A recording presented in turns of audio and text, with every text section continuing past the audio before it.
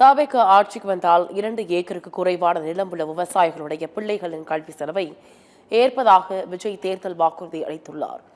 தஞ்சாவூர் மாவட்டம் செங்கிப்பட்டியில் நடைபெற்ற தவேக நிர்வாகிகள் சந்திப்பில் பேசிய அவர், வரும் சட்டமன்ற தேர்தலுக்கான தேர்தல் வாக்குறுதிகளை அறிவித்தார்.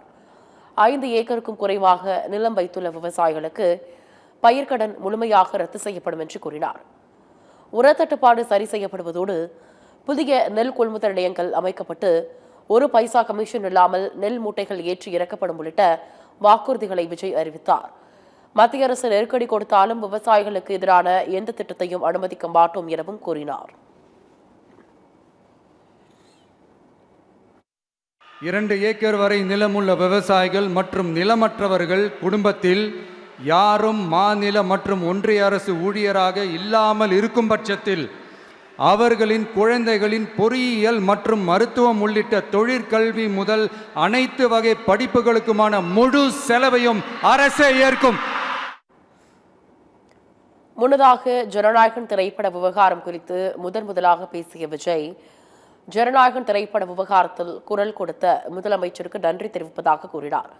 அதே சமயம் முன்னாள் முதலமைச்சர் கருணாநிதியால் கூட திமுகவை 2வது முறையாக ஆட்சி கட்டிலில் அமர வைக்க முடியாத நிலையில் வரும் தேர்தலில் திமுக வெற்றி பெறாது எனவும் விமர்சித்தார். இப்படி பழி மேல பழி போட்டு கரூர்ல ஆரம்பிச்சு நம்ம ஜனநாயகன் படம் ரிலீஸ் வரைக்கும், ஆனா அந்த ரிலீஸ் பிரச்சனையில நிறைய பேர் குரல் கொடுத்தாங்க. முக்கியமா நம்மளுடைய முதல்வர் அவர்கள் கூட பூசி மொழிகி பட்டும் படாம